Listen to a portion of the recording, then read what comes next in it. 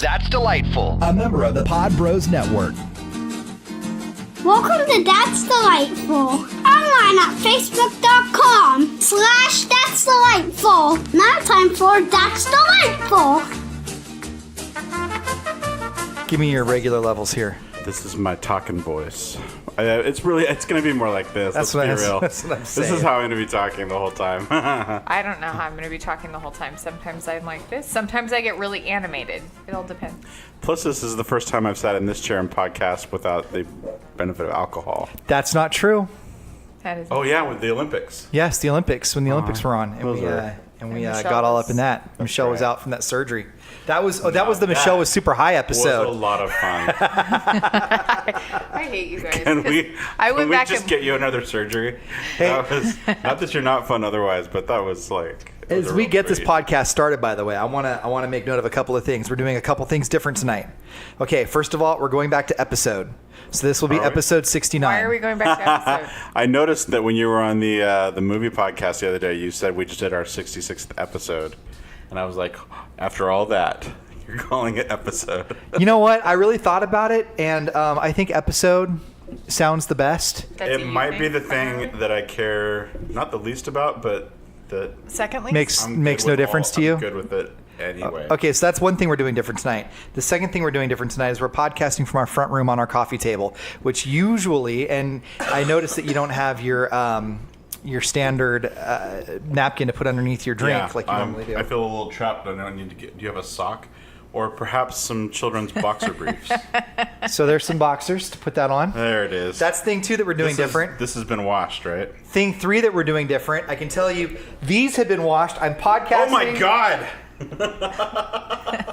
What the fuck? why are you podcasting in your underwear? I'm podcasting in my underwear, sitting right next to Kelly. This is, hey, listen to me. Hey. This is when you were talking about. Can this be the new thing all the time? Absolutely, it can be the new thing all the time. When you're talking about knees touching each other and staring at each other for like 5 minutes. Was that our first episode? Yes. Yeah, first or second. We have to re-release that first episode sometime. Yeah. I found it. But this will be that thing. I'm just going to sit here and do the entire podcast in my underwear. Okay. And every once in a while, just keep my arm and my hand rested on your wrist, just like this. Just like this. Deal. I'm not going to tell you if I have an erection or not. I'm just going to let you decide. Oh I'm just my going to assume God, you do. Ian. How could you not? Touching my pasty ass? All right. So episode, this is 69, yeah? Oh my God, is it? I think it is. 69 in your underwear? 69 in my underwear. I was about to take my pants off, but I chickened out. Maybe for episode... Can I just say no? Yeah, no, I didn't do it. And we are just starting episode 69, and Michelle has just got up and she's walked off. Ladies and gentlemen, if you're counting, that's not one but two times now that she has decided not to give a fuck in this episode as we've gotten started. The first one was when it came down to the edition versus episode. Yeah. Hey, if you're up, by the way, would you mind getting me a Diet Pepsi, please, pretty please? And right now she's on her way into the into the kitchen, and she's opening up the refrigerator door, and she's going to reach in and grab a nice cold Pepsi. She throws something at the podcast table. It has landed. It's a cherry tomato, folks. That could have gone horribly wrong. Spot on with the cherry tomato. She comes back with the Diet Pepsi, and she's on the home stretch right now. She's going for gold. She's going for broke. Would you say she's at the she's 5, sauntering? the 3, the 1, and she's in with the Diet Pepsi. It's a warm one. That's all they have? All right. That's all they had at the refrigerator store.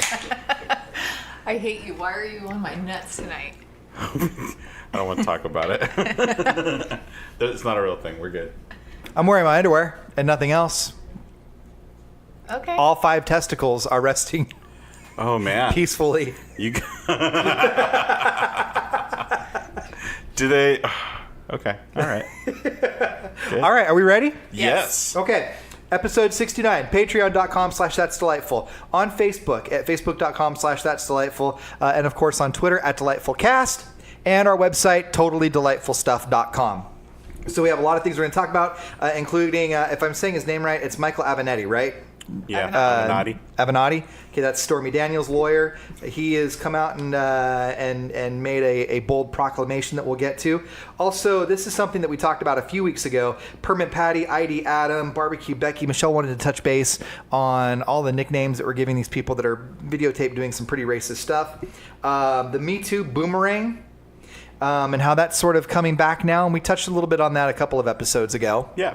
So we'll get there. But first, let's talk about the Mueller investigation, because that seems to be heating up, and Rudy Giuliani seems to be on overdrive. It's like somebody's pulled that string in the back of his in his back, and it just keeps going and going and going and going. Yeah. They're calling now for a September 1 end date to this investigation, right? And then what? Yeah, but they were also saying it was going to be wrapped up before Thanksgiving last year. I think the thing to remember is that all of the things we hear about the Mueller investigation, they come from a lot of different people, but guess who they don't come from? Mueller. Robert Mueller. Robert Mueller has said 0 words to the press. And They're airtight. It's really funny because we've had this like 7 or 8 month long negotiation. I'm using air quotes for the benefit of the at-home crowd. Negotiation about whether or not President Trump will sit down and have a Q&A with Robert Mueller. And Trump, for his part, keeps saying, I'd love to sit down with him. Which is, by the way, not true, because if he wanted to sit down with him, he would have by now.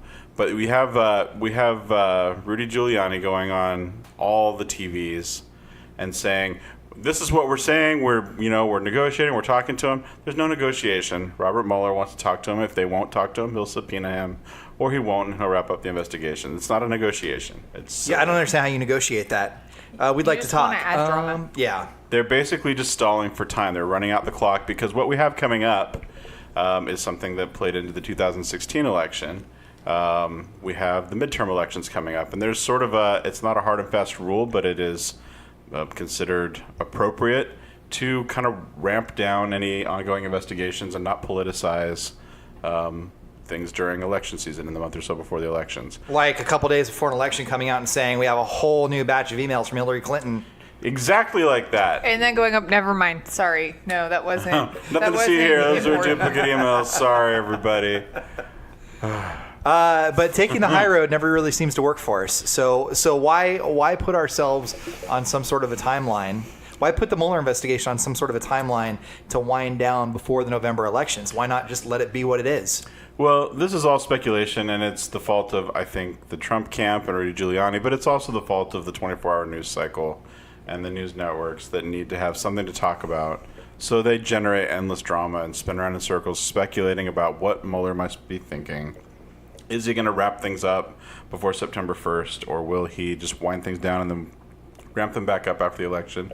Or will he just plow through? We don't know. But one thing that I feel a lot of comfort in is that Robert Mueller hasn't said shit to anybody, which is the correct thing to do when you're leading an investigation of this magnitude. I mean, Watergate's the closest comparison we have, but that was a fucked up break-in, and this is possible conspiracy with the Russian government to undermine the integrity of our elections. So Which Mueller, he admitted in Right. a tweet.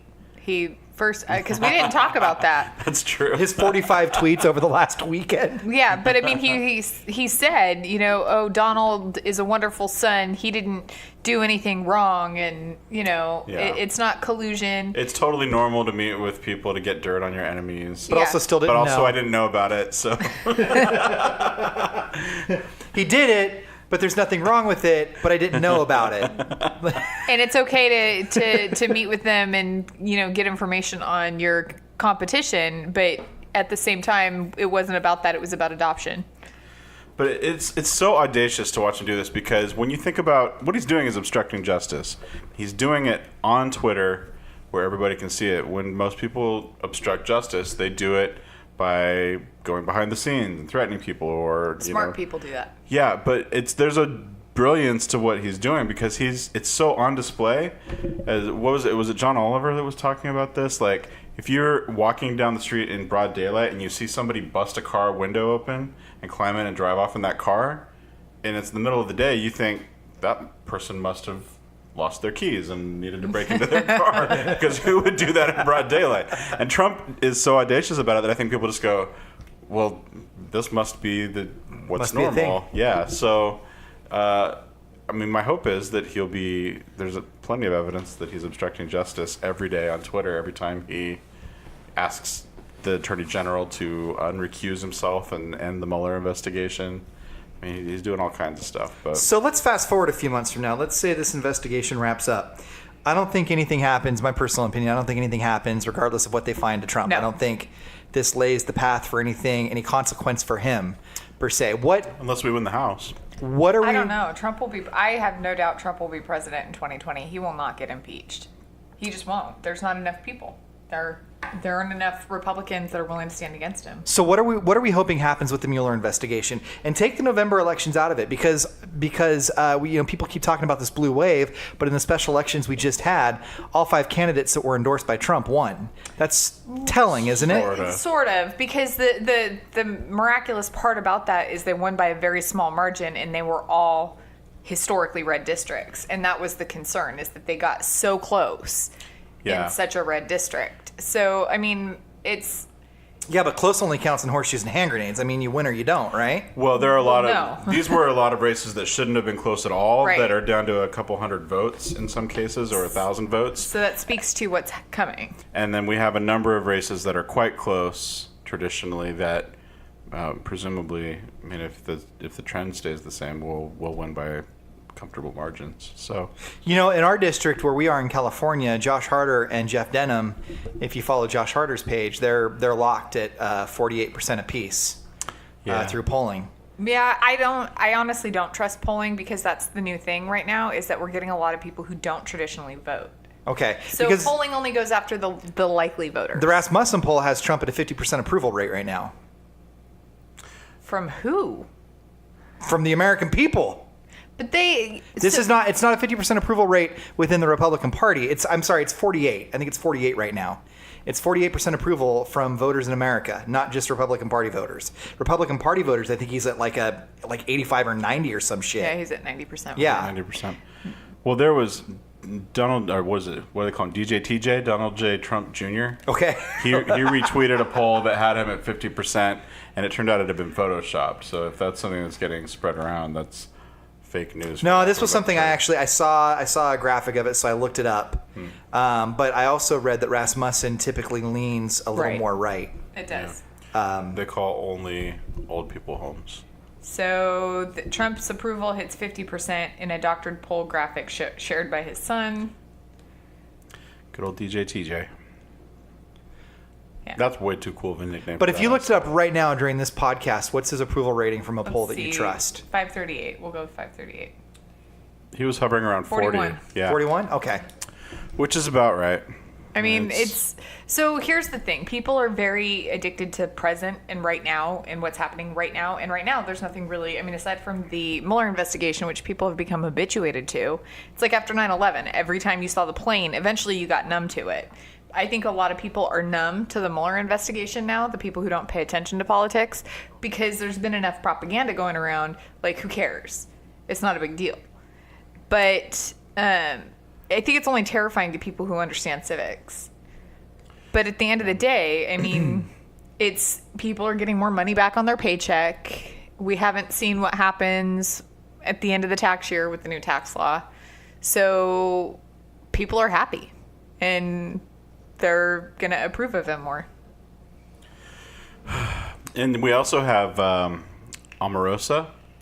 Oh, yes. God. She's the worst person, by the way. She is the actual worst. She was on Celebrity Big Brother right after she left the White House. It was a nice reminder of just what an awful, opportunistic person she is.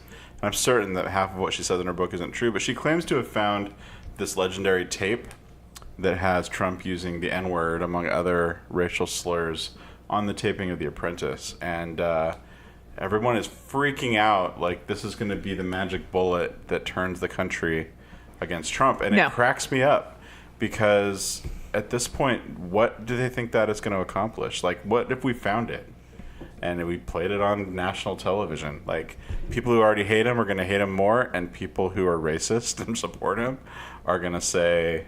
So... I got a buddy who I've kind of considered level-headed, who's a dug-in Trump supporter. Gary, we reference him on the show all the time.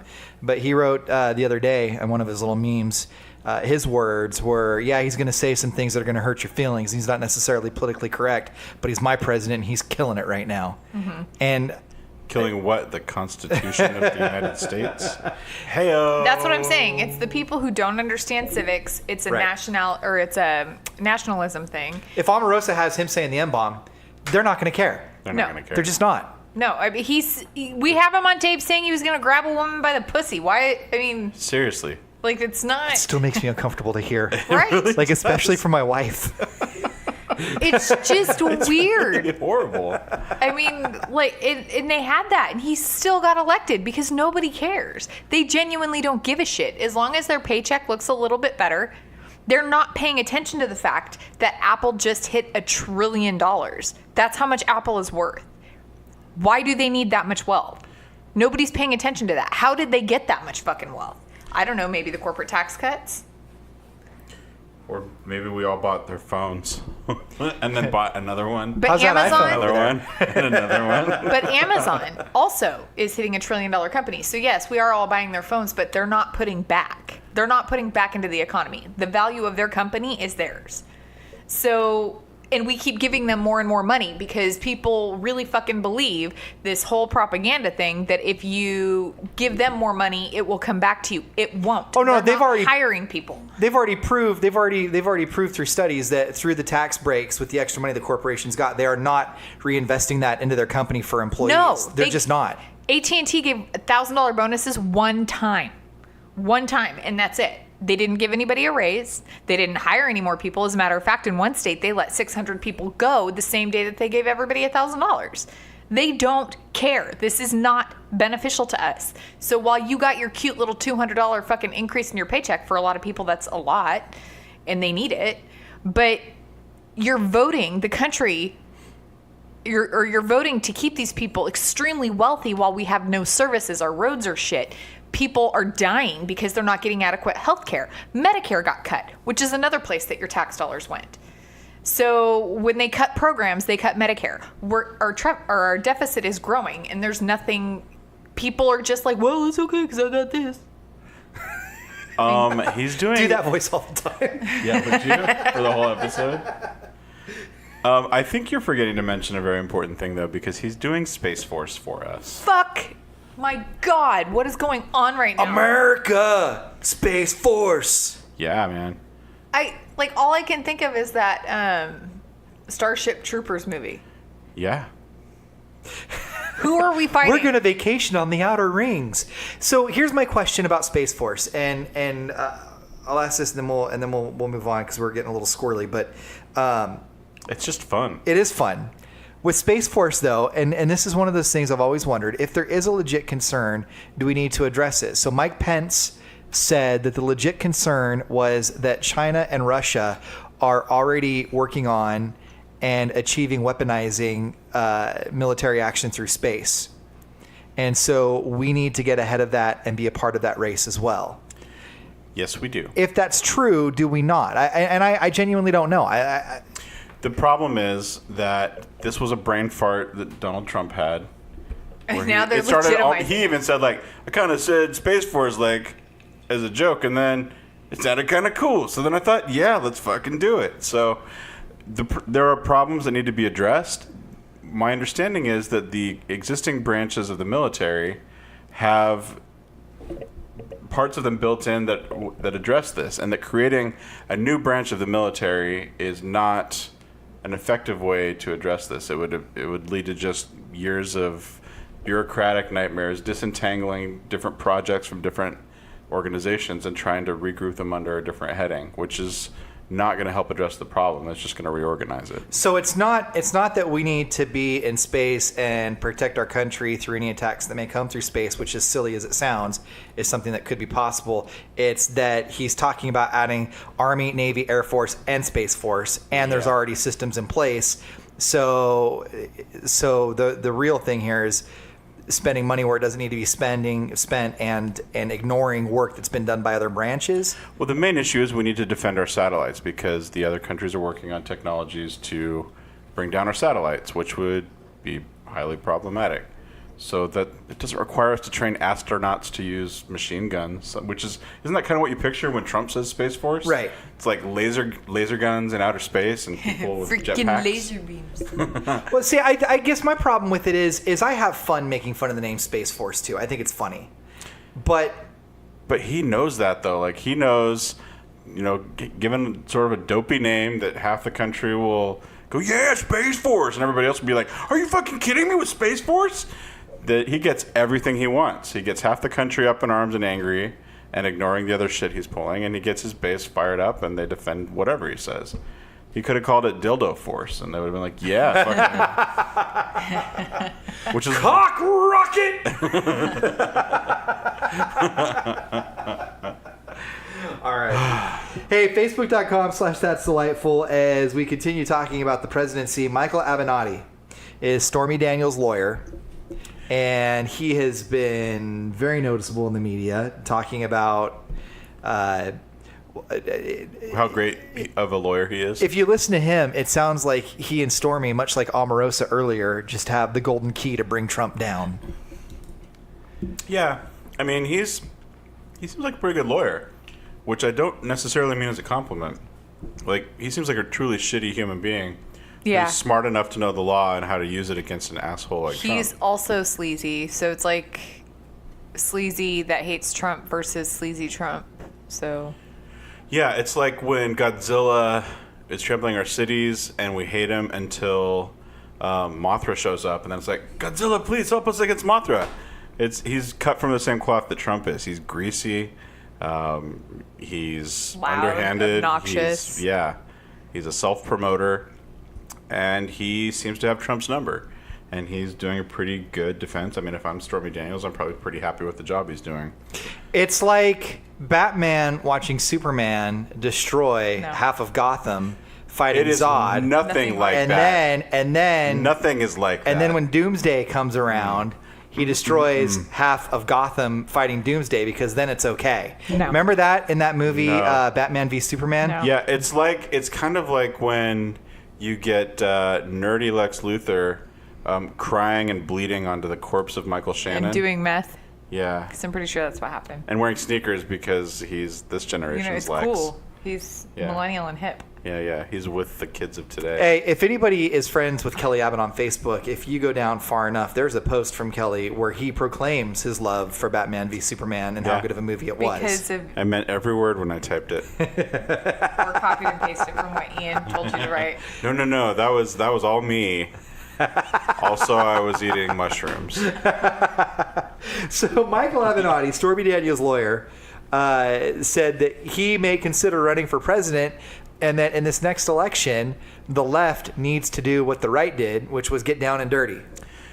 Yeah, I mean, he's made a lot of money and attention for himself going on the news and calling out Trump, and he's now feeling out the field for the presidential race. He stood up and said, basically what we need are people who, when they hit us hard, we're willing to hit them harder, which is a callback to what Hillary Clinton said, or it's a sort of a reaction to what Hillary Clinton said, where, and Obama would say it too, that when they go low, we go high. No, that was Michelle Obama. That wasn't Hillary Clinton. Ooh, are you guys going to fight?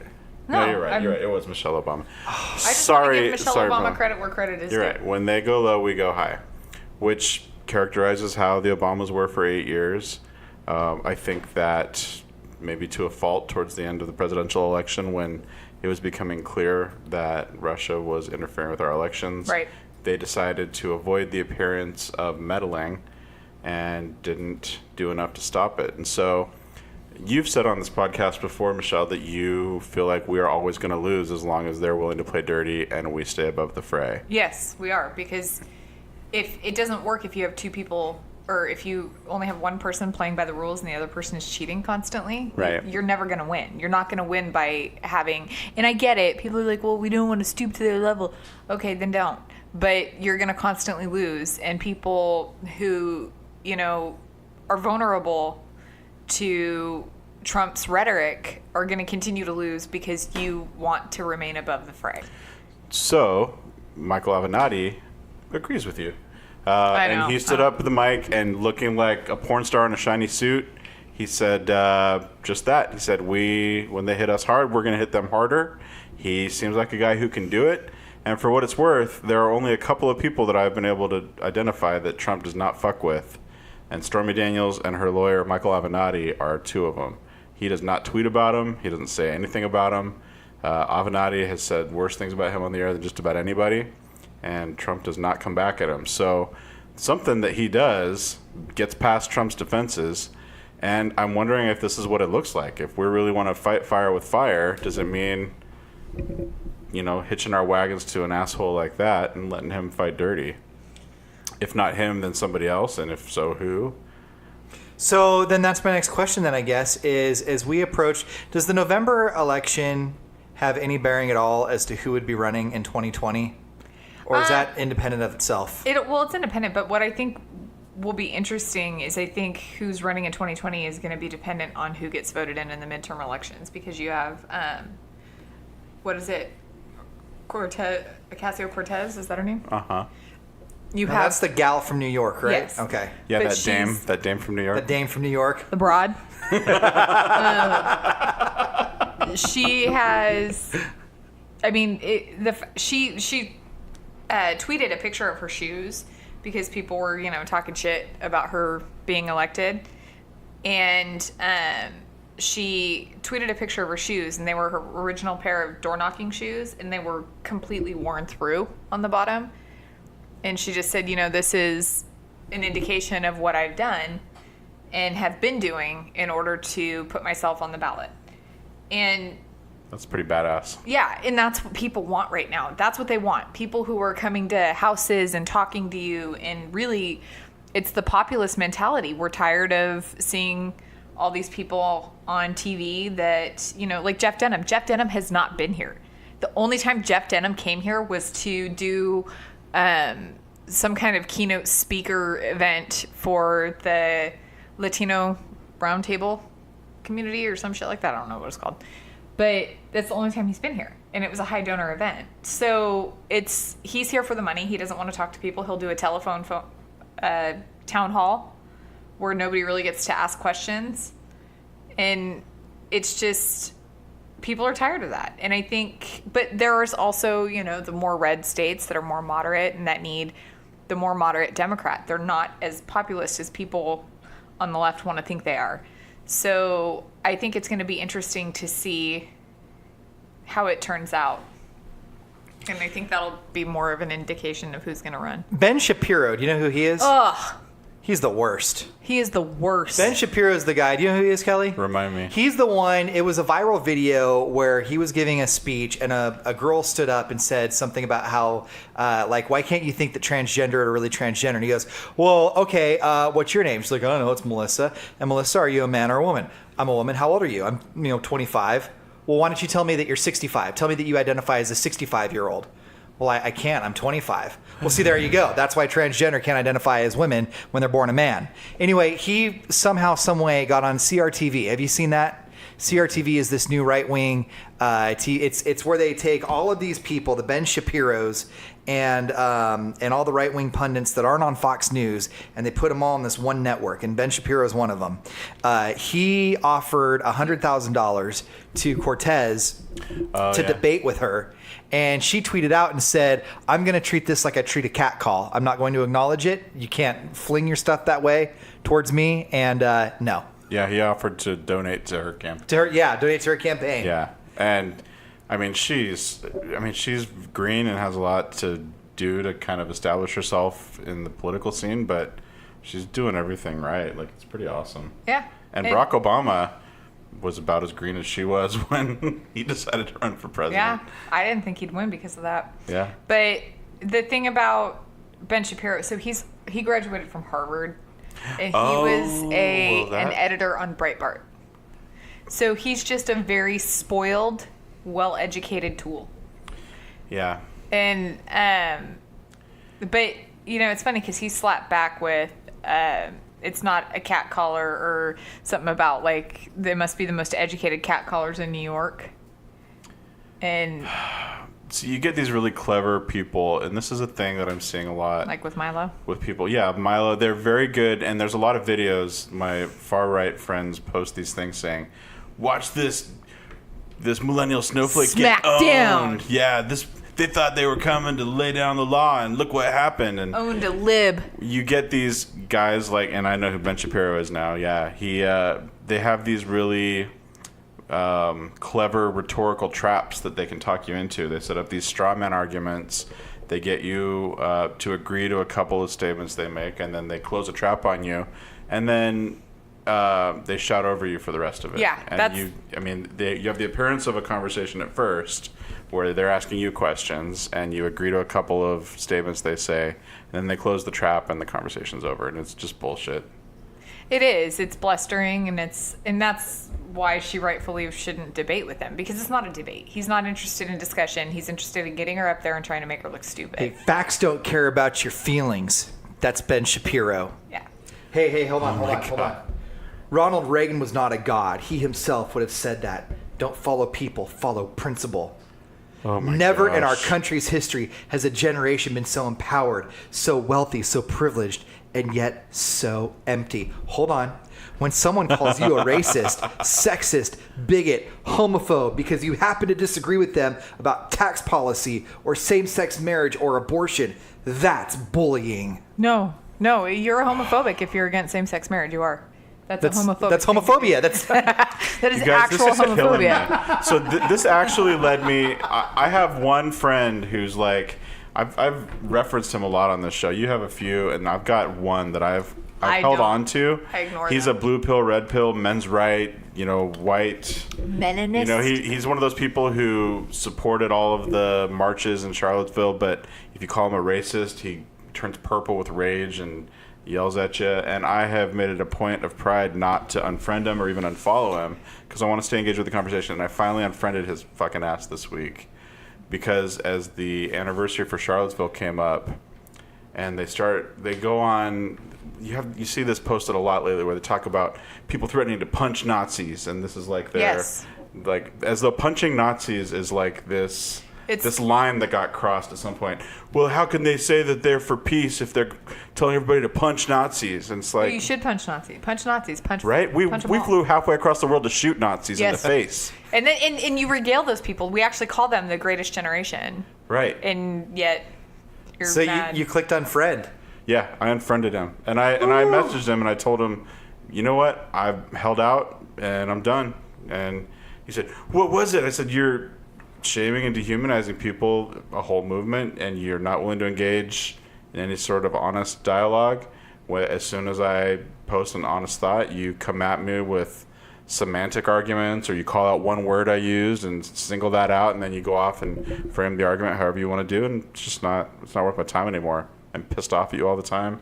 Better off just letting you do your thing, and I don't want to see it anymore. So I feel in some ways like I lost, but also Facebook's a lot more fun now.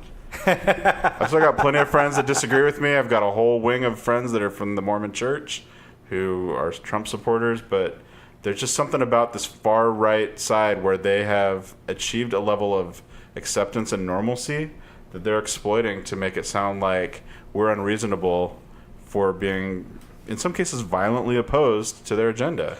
I'll say this. The leftist philosophy of violence is simple. It's good when it's being used for leftist causes. It's bad when it's being used for any other purpose. Ben Shapiro. I should do the rest of the show just using Ben Shapiro quotes. But so what is the criticism? Is that the left, like, is he for or against violence? I can't figure it out. I think he's trying to call out the hypocrisy that we call people violent and racist and homophobic. But when we use violence, it's okay because it's for our cause. So as American soldiers, we oppose the violence that's happening in other countries, and the way we stop that is by bombing them. Is this not the same thing? Well, I think I'm in just places, curious. I would say that in places of moral absolutes, they promote moral relativism and sometimes even question the very existence of truth and reality. To them, truth and reality are what we subjectively perceive them to be. Ben Shapiro. See, that's the thing, is if you use a whole bunch of fancy words and you kind of make, like Kelly said, a very decent straw man argument. And the thing is these are easily, if you understand the information, these are easily argued. I mean, okay, but it's also the left that uses the clubs of race and class to attack those on the right, and it's the left that labels religious people and traditional value people rubes and simpletons. Okay, so they do. Never said Ben Shapiro. It's true. There are a lot of things that the left does that open us up to attack from the right, and I wish we didn't do some of the shit we do. So they have these little things they can use against us. But what's happened is it's become this argument that washes out as though, well, you guys are on one side and we're on the other side, and who's to say who's right? And that's what Trump has done, where a year ago this week, where he said, bad things happened on all sides. Everybody was fucked up. Where it was very clear that there was a group of people who were neo-Nazis and white supremacists who were marching, and there's no moral equivalency there. Those were bad guys. And should be punched. And that's the confusion and where the line has moved, because they're not bad guys. Now it's a freedom of speech thing. And it's like, well, no. It's truly not. It's not. I mean, it's actually pretty clear that you can't. Hate speech is not covered. Yeah, it's not protected. Last Ben Shapiro. There will be no conversation in which you call me a racist and I explain why I'm not racist. That's a conversation for idiots. I don't disagree with him there. Yeah, cool. Yeah, it's the best way to treat it. Just continue being racist, and it'll just be sort of accepted. Just keep being racist. I'm often called names. We'll stipulate that you're racist. Keep being racist, Ben. You know what? I should read these quotes at the end. I should say, Ben Shapiro, racist. Intentionally racist. Intentionally racist. Ben Shapiro. These people were all in the shadows for decades, and it was gross enough like that. But now they all feel like they get to have a national platform, and we're reckless and irresponsible for calling them out and opposing them. And it's just. But the thing is they're not. They're really not going to win. The younger generations are getting stronger and stronger. Yes, there are some. It's a matter of fact, I found out a friend of mine, their kid it's a really strange situation. Is very pro-Trump and has denounced the Mexican side of his family. And even though that's most of him, isn't it? Oh yeah. Yeah. And it's very strong. I mean, his dad, I believe, immigrated here too as a child, so and he's just no, that's not, I don't consider myself that, I'm American. So you see that. Wait, so he can just suddenly declare that he's not the thing? Can he say he's 65? Well, not according to Ben Shapiro. Yeah, Ben Shapiro has some thoughts about this, I would assume. It's interesting. It's interesting how, because I guess he fell down the rabbit hole of YouTube videos. And God knows everything on YouTube is true. And he's only 18. So, it's when you're the most stupid. When you're just old enough to legally be able to do whatever you want, but too young to actually be smart enough to do it. Guys, honest to Pete, Did you say honest to Pete? Honest to Pete, if we had a button that we could push and the internet was never a thing, I honest to Pete think maybe that's better. Because there's some awesome things that have happened from the internet, like videos of dogs in costumes. I could do that shit or the baby all goats. Day. Goats screaming in place of different parts of Taylor Swift songs. If you haven't seen it, I highly recommend it. There are lots of things the internet has done for us, but it's also given us this shit. It gives equal standing to these platforms that are awful. Racists and bigots and homophobes and But the weird thing, combination of bullies and assholes. People that speak out against brown skin, black skin, light skin, green skin, like Slimer from Ghostbusters, who's featured in the logo of the Ectoplasm Show. The Ectoplasm Show is a funny look at all things odd, strange, creepy, and weird. They cover everything from aliens and ghosts to conspiracies and true crime. Come join them twice a week. Enjoy every Tuesday where they podcast a Paranormal News of the Week episode, and every Friday they post a topic interview episode. Remember to always make up your own minds. That's the Ectoplasm Show, another fine show featured at podbros.com, part of the Podbros Network. That's my husband. You paint with words. Fucking artist. And I'm going to listen to that podcast. I really want to hear that. You want to hear the Ectoplasm Show now, right? right? I want to hear about some paranormal shit. Hey, by the way, I made my appearance on the Blokebusters podcast. Yeah, you did. Also in the Pod Bros. Mm-hmm. And I went back and I listened and I felt kind of bad. Why? I felt like I sort of hijacked his show. Yeah, it was awesome. We were talking about V for Vendetta, and then before we knew it, we were talking about liberal stuff. Hell yeah. So he started the show with a disclaimer. Hey, guys, sorry about this. Sometimes you invite friends over and they track mud in from outside. But Paul from the Blokebusters was very kind, and thank you for having me on. Hey, speaking of the whole racism thing that we've been talking about, there's been a lot of videos going around of people being very, very racist and very, very rude and very, very aggressive, and they've been getting these cool little nicknames like Permit Patty was the one who... where was she at? Where did she want to see the permit at? Was that a barbecue? No, that was also outside. That was the little girl selling water. The little girl selling water. Okay. So Permit Patty was the one who got on the phone and made the, quote, fake call to the police because a woman and her child, who were mixed race, I think, were selling water on the sidewalk. There is ID Adam. He's the one who demanded to see the ID from the woman at the swimming pool, the black woman. The police showed up and they were like, "Do you have a key to get in?" "Cool, go in and swim." "And why did you call us?" That was Adam Bloom. He's been fired from his job. Permit Patty was Allison Edel. She resigned as CEO from the cannabis company that she ran. Barbecue Becky is a nurse, and she's the one who freaked out because the black family was having that barbecue next to her. I thought Barbecue Becky was a PhD. Was she a PhD? I thought she was a nurse. That can't be. Oh, doctoral student. Did not yet have. Because once you become a doctor... Oh, yes. You are... Do you know anyone who's a doctor, Kelly? Beyond reproach. Yeah, I'm a doctor.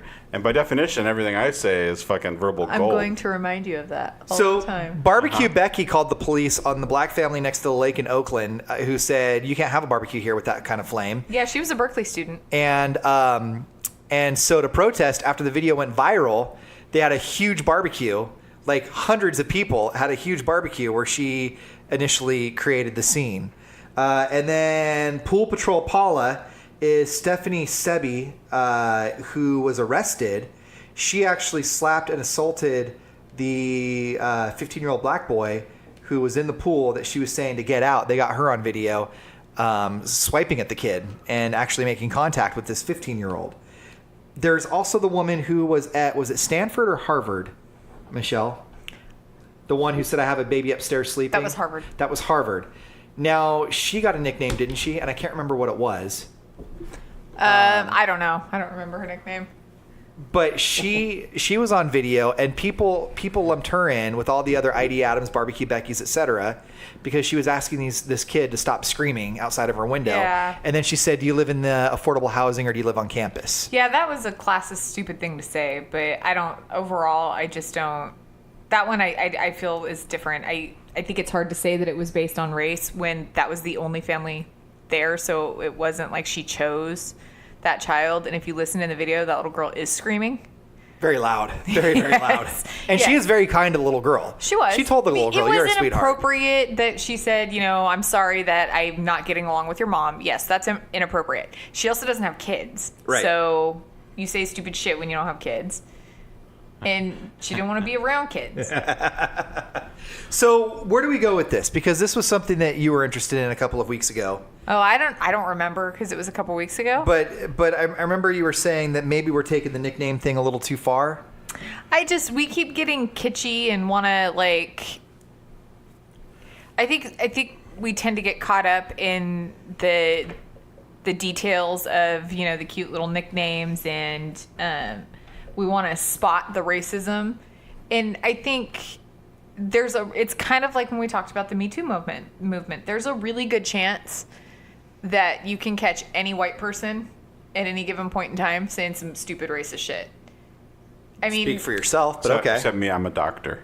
So. Once you got that doctorate, and I'm friends with a doctor, so. But I mean, if you look at anybody's history, yeah, it's a growth thing. I mean, it's a work in progress. You have to have it pointed out to you. Do I think everybody needs to be fired? And like ID Adam, maybe, but I just don't necessarily think it furthers the conversation. And eventually it's going to get to you too, where you've done something because you were annoyed and you really weren't paying attention to somebody's race. It just happened.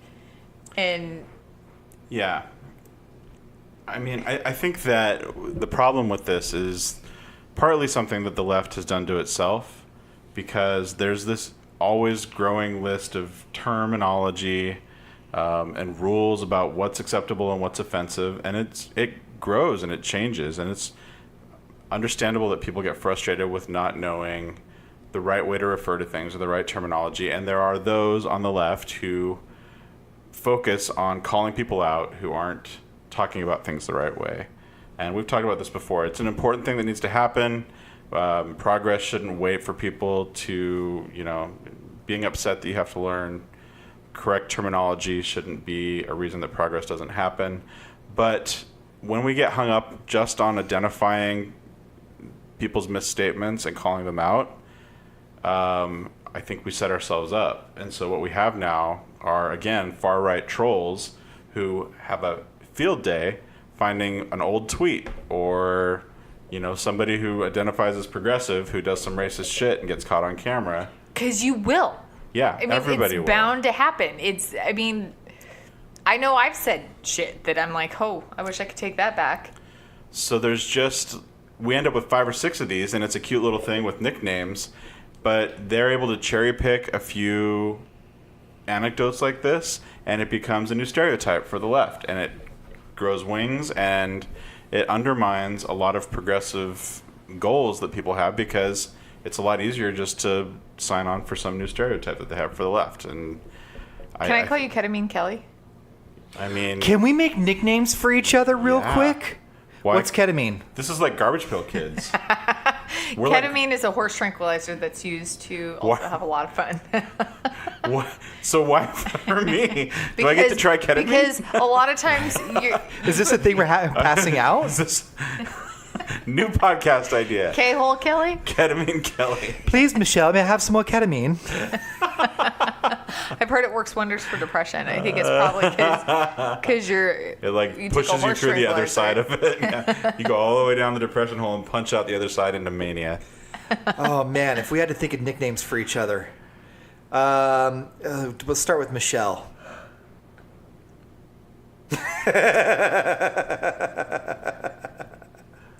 I'm not touching it. No, you're not. Okay. Should we start with Kelly? I mean, I feel like Ketamine Kelly has a certain ring to it. I just want to know where the ketamine is.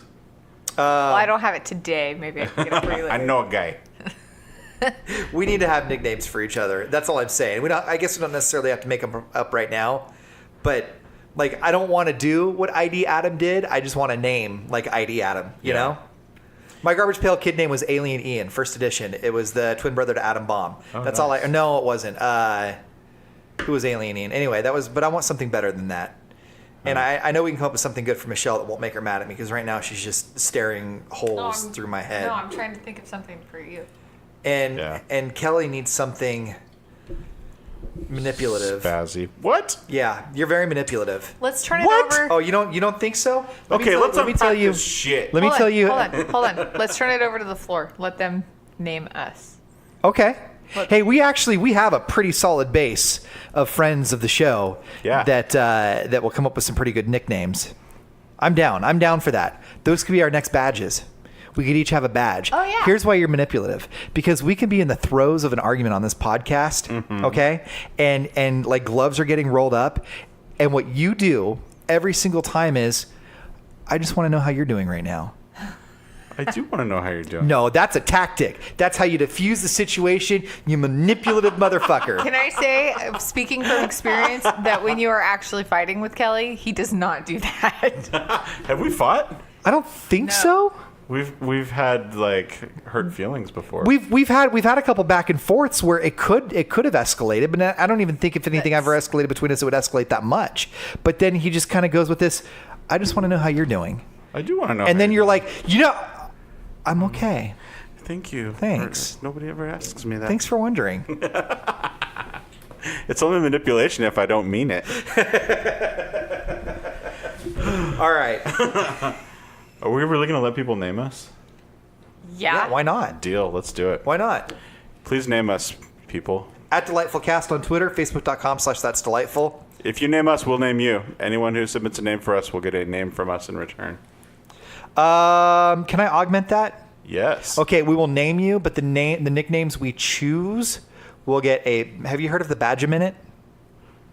What's that? The Badge Minute is a badge maker, and the ones who give us the nicknames that we decide to keep will get a badge in return of their new nickname. Nice. That's fair, right? Yeah. Totally. Okay. All right, again, facebook.com/that's delightful. We have a busy night ahead of us, so I think we're going to wrap it up here pretty soon. But all three of us are going to go see Patton Oswalt. Yay, Patton! At the Gallo. That's going to be a fun time. And we're all going to go get dinner tonight, and that's going to be a fun time. And we have to, by the way, throw out a congratulations to Shaylin and Brian. Shalene. I'm going to get her wrong name 100% of the time, even though I've known her for over a year. I just don't understand. It's not that hard. Shalene. Shalene. Okay. They just got married a week ago, and we had a chance to attend their wedding, and we blew it. I was going to say, we had a chance that we missed. And we made it to the reception. It was a beautiful reception, though. Wonderful reception. We arrived just as they left the ceremony, and we're walking back to freshen up before the reception, and there was this awkward moment where we were on the same path, and they saw us and knew that we were late. Yeah. And they smiled and were very gracious and forgiving, and then we went and ate their food and drank their alcohol. Or I did. I was so hungry when we got there that they brought out the appetizers because people kept going up to take pictures. And I felt bad eating all of these apps, even though we hadn't been to the wedding. But I was so hungry that I plowed through, a tray on my own of the bruschetta.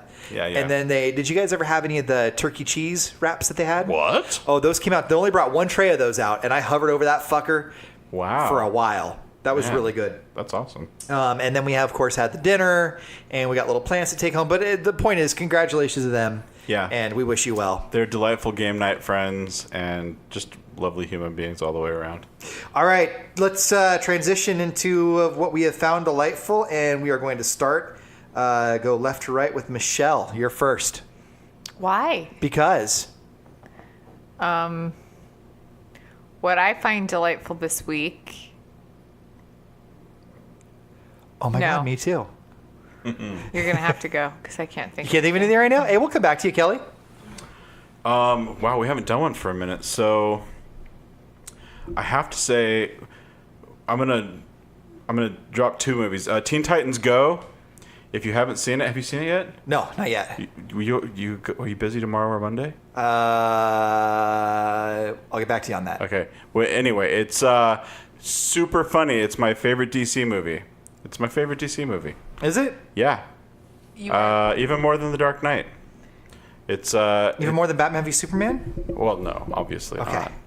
That's different. That's, in my heart, that's not filed under DC. It's filed under Lovely. But it is so funny. It just has so much fun in the DC universe. There's so much fun stuff they could do if they would just lighten the fuck up in those movies. Like, Marvel strikes such a great tone in their movies. They can get serious when they need to. They can pull a tear out of me when they need to. They can do action, but they're also funny and clever. And they're hilarious. Teen Titans, they just nailed it. They nailed it. Super great. But what I have to say is Mission Impossible 6, holy shit. You guys, it's so good. And the thing I find delightful this week is Tom Cruise running. Just forever. If there was just a loop of him just... Because there's no, I feel patriotic more than anything in the world when I see Tom Cruise just flat out sprinting. There's a scene in this movie where he's got a straightaway and he just opens it up. There's no camera trickery. He's just running 80 miles an hour like a cheetah. If Tom Cruise was on fire, I wouldn't cross the street to pour water on him. I think he's an awful human being. But by God, when he makes an action movie... He just leaves it all on the damn floor. He learned to fly a helicopter in this movie. And it's the one time where narcissism works for everybody because he's such a narcissist. He's created an entire series, the Mission Impossible series, as a shrine to himself. And in every movie, he makes sure there's a scene where everybody talks about what a good man Ethan Hunt is and how he sacrifices everything for his friends. And you can just see this naked narcissism on display. And... I thought it was the showmanship of learning how to fly an airplane and climbing a mountain. So I read up on how this movie gets made, and there's some amazing stunt work in this, and it's very clear that it's all him. He's skydived, he learned to fly a helicopter that he crashed, and because he's such a narcissist, it turns out the script for this movie was created because he said, I want to learn to fly a helicopter and figure out a story from that. And so basically that's what they did. They had to figure out where in the world they would let Tom Cruise fly a helicopter, and the only place was New Zealand. where they would the insurance would let them do it, and then based on that, they had to figure out a place that looks like New Zealand because nothing exciting happens in New Zealand. So they had to go someplace, they found a place that looked like the geography of New Zealand. They backwards engineered a whole movie because of Tom Cruise's ego. And then they had to create whole new camera angles and lighting because he wanted it to be very clear to the American people that it's his face and it's not CGI trickery, that it's him all the time doing it. So it's always very well lit and you can see him doing the stuff. And to me, all narcissists should just become action heroes. That's power. Yeah. That's power. When he runs... It's not sexual arousal, but I think it's patriotism. I think I love America more when he's running. Have you seen him do it? Have you seen it, Michelle? Have you seen him run? Have I seen Tom Cruise run? I have. And his hair flows behind him in the wind. It's a glorious thing, and I find it delightful. Our friends over at FOMO Cast, another podcast you can find at the Pod Bros Network, FOMO Cast.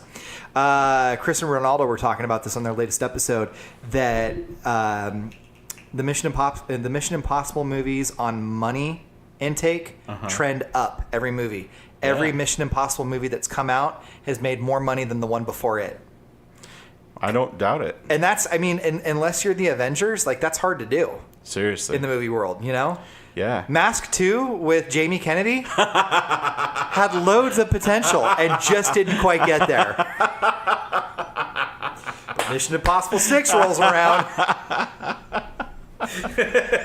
Oh, man. Where's Jamie Kennedy these days? He's doing stand-up comedy and he looks like hell. Oh, I bet. How about you, Michelle? What you got for us?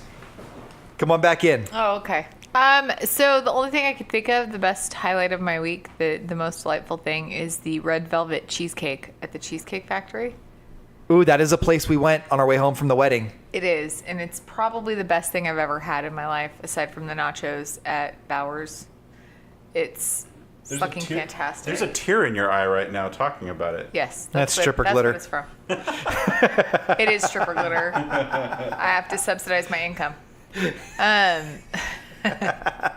Yes, no, it was fucking delicious. So if anybody has the opportunity to go eat the red velvet cheesecake at wherever we were at, you should do that. We had to get crafty that night. You ate it in a P.F. Chang's, but yeah. I believe it came from the Cheesecake Factory. So where we live, if you're not here locally in the Central Valley where we record from, where we live, the Cheesecake Factory only has 2 locations near us, 3 I guess. One in San Jose, which is an hour and a half away. One in Roseville, which is also an hour and a half away, and one in, is that Walnut Creek that we were in? Pleasanton. Yeah. Which is what, about an hour away? Yeah. So on our way back from the Bay Area at this wedding, everybody wanted to get Cheesecake Factory. Well, we got to the Cheesecake Factory, and it was like a 45-minute wait because dicks are triple parked to get in there. Yeah. And so P.F. Chang's is where you go if you can't get into the Cheesecake Factory. It was a ghost town in there. So I think the ladies got cheesecake, which is all they wanted anyway, and we still had to stand in line for that. Us broads? Yeah, we got cheesecake. You know how the dames like the cheesecakes. And when they came over, after we gave her a firm slap on the butt, she sat down. That's how she knows she did a good job. You know who we need to really give a lot of credit to was, what was his name? Kyle? Kevin? Chris. Started with a K. Our waiter? It was Chris. Corey. Yeah, it was Chris. Our waiter. So we're pretty sure that Chris, they picked him up probably bussing tables and gave him the opportunity to wait. And it was, he worked hard. Chris did.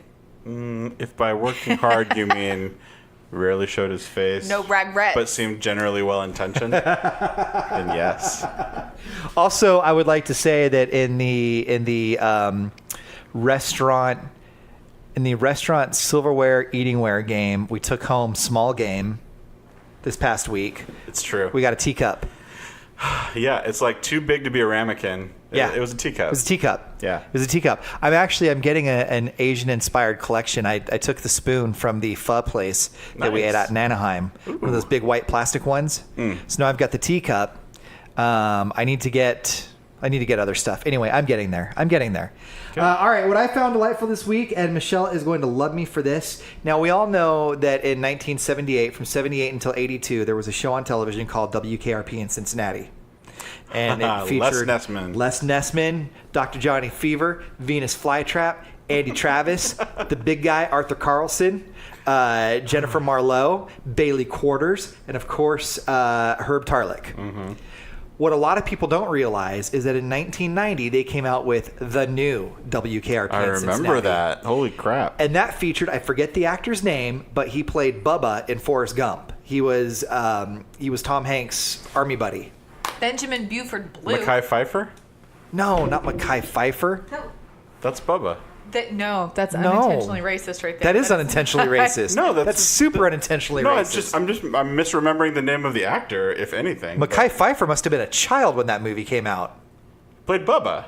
If he played Bubba in Forrest Gump, that's Mekhi Phifer. No, it's not. Yes, it is. No, Mekhi Phifer played Future in 8 Mile, but who played Bubba? We're going to find out. Mekhi Phifer played Bubba. No, Michael T. Williamson. Michael T. Williams. That's who it was. Michael T. Williams. No, Mikel T. Williamson.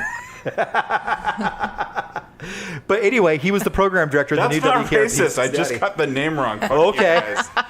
I'm a doctor. I can't be Hey, racist. look up now. Look up how old Michael T. Williamson is. Because I'd be interested. You to only find know that Mekhi out. Phifer was in 8 Mile because he got name dropped in the song. No, I know Mekhi Phifer was in 8 Mile because I fucking loved 8 Mile. It was a pretty Don't good step movie. to me like that. Don't call me racist. Okay, hold on. How old is what's Mekhi Phifer? I don't know. No, we get it. I was wrong. We get it. No, that's not acceptable. Oh, he was also in Con Air. Born March Michael 4th, T. Williamson. 1957. Michael T. His Oh, yeah, name he's is 61. Michael T. He's 61. Michael T? Michael T. Michael Oh. T. Michael T. Gotcha. Now ask Siri, how old is Mekhi Phifer? No, because I turned No. Siri off. Okay. Anyway, he's 61 and Mekhi Phifer's I not. seriously, in my head, I've had those two filed under the same. Race? Damn it. I thought that Bubba from Forrest Gump was the guy from 8 Mile. I thought that's who that was. Like, that's what. At some point, I got that in my head. I fucking hate you guys right now. Anyway, He also played Lando Calrissian, right, in Return of the Jedi. I find this more delightful than the new WKRP in Cincinnati. Anyway, Oh God. Okay, go on. I think Mekhi Phifer is 44. He's 44. 1974. So yeah, he's 44. 44? Yeah. Mom's 44. I mean, that's 17 years difference, but I you know. didn't do the damn math in my head. I just thought it was him. Anyway, I just discovered and started binge watching again the new WKRP in Cincinnati. The reason I find it delightful is not because it's a good show, but because, and I'm sure you guys do this too. You're a psychologist. When you see people on TV doing psychology things, don't you kind of laugh and be like, "No, that's not how it is." Yes. Okay. Very much. Radio shows especially always get me because like the first thing that happens when you do radio is if you crack the mic, the whole room goes silent. Yeah. In these shows, they do not. When they crack the mic, it's the music still blaring in the background and they're still rocking out. They portray the morning guy as this wacky, zany, edgy, hardcore party guy that's just there for his 4 hours, but he can't be bothered after that because he's got to go party. It's not like that at all, and never really has been. Certainly not in the early 90s, maybe in the late 70s. But anyway, I rediscovered the new WKRP in Cincinnati, and I found it totally delightful. What I found more delightful, though, was Kelly's racism when it came to Michael T. Williams and Mekhi Phifer. What do you have going on there, Michelle? Yeah. What you got? I was looking at different eyeshadow looks for tonight, and I didn't realize the fucking phone volume was up. Well, that's unacceptable. You know what? We were doing really good where I didn't have to edit anything out of this podcast at all. I'm going to keep that in there. Yeah. That's going to display how little. She's already sitting back again. You just genuinely don't care, do you? The It podcast hurts has my ended neck. in her heart. All right, Facebook.com/That's Delightful, on Twitter @DelightfulCast. Again, ID Adam, Barbecue Becky, Kelly, Michelle, Ian. We'd like some nicknames that are just like that. If you wouldn't mind, on Facebook, we think that'd be awesome. Until Yes. next week. Bye, everybody.